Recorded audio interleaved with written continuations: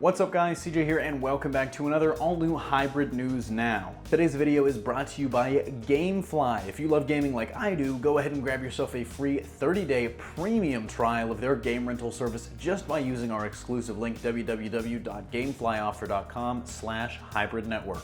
And we have a ton of news to talk about today. First up, our first look at the upcoming DCTV Mega 4-show crossover event, then some new information about the potential Robbie Reyes Ghost Rider spin-off series, and finally, in our subscriber-suggested story of the day, the Big Hero 6 animated series cast has been revealed. But first, let's jump into the DCTV universe and talk a little bit about that mega CW crossover event headed our way in just a few weeks. With the addition of Supergirl and now the full season expansion of Legends of Tomorrow on CW's slate, this is going to be the biggest DCTV crossover yet. And fittingly, it's going to be a massive 4-night event spread across all of the shows featuring the major DC villains, the Dominators, a race of aliens from the DC Comics event Invasion back in 1988 and 1989. These are a ton of great looks, not just the cover shot, which is pretty fantastic as well, but we also get a good look at what's probably going to be a banner moment in one of the episodes, all of these great characters assembled together for the very first time.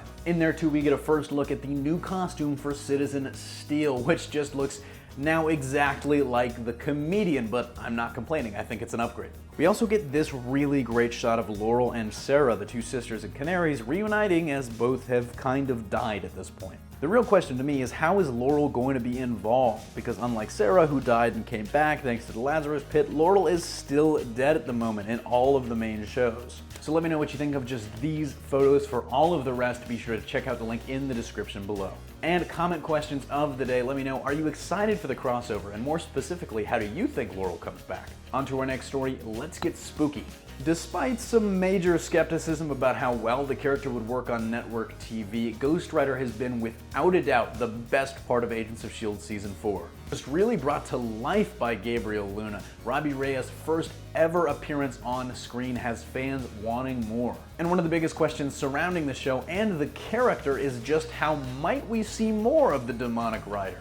Some have been thinking maybe a conventional spin-off on ABC like Agent Carter. Others, like myself, have been thinking the Netflix route might be a little better. Well, when Gabriel Luna sat down for an interview with comicbook.com, of course, that topic did come up, and let's just see what he has to say. It's been talked about. There's definitely deals in place for that potential, but I just take it one day at a time. I have so much fun now, I just want to make sure I get these episodes right.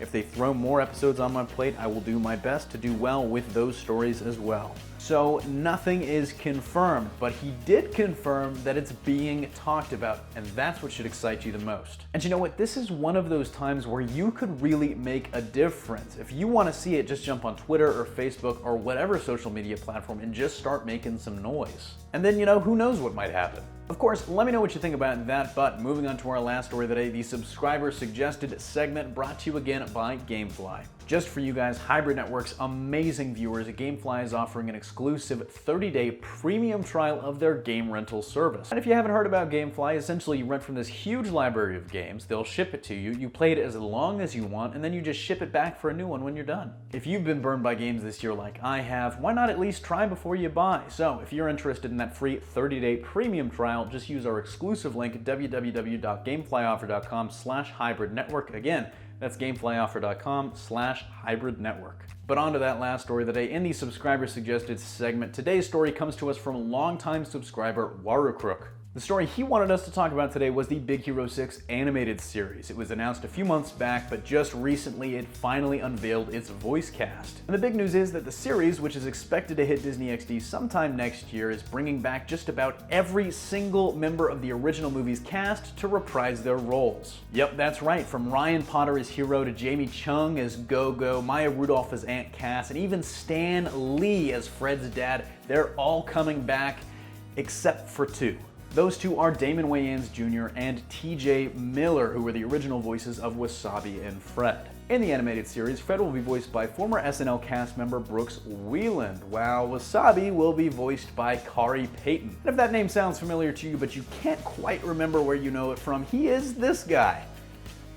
And this guy. So thank you for the suggestion, Wario. I am so sorry it took so long to get around to this story with all the audio technical issues and scheduling and whatnot, but I'm glad we actually ended up talking about this because I do have some opinions here. It's so cool that they were able to get most of the cast back. I mean, part of what makes a good animated movie is the cast. On top of the art, you've got to have a good story on that. Really, the good voice acting is key, and I think they had an incredible cast for the movie, so the fact that they were able to return like 98% of it is incredible. And so I didn't even mention like half the cast members that are coming back, like Alan Tudyk, among many others. And honestly, Khary Payton is not really a downgrade to play Wasabi. In fact, in my opinion, he might even be an upgrade, no offense to Damon Wayans Jr. And Brooks Wheelan is fantastic as well. So I'm really just excited to see, one, what this animated series will even be like, but two, how those guys play the roles. The fact that they got Stan Lee too is pretty incredible, not gonna lie.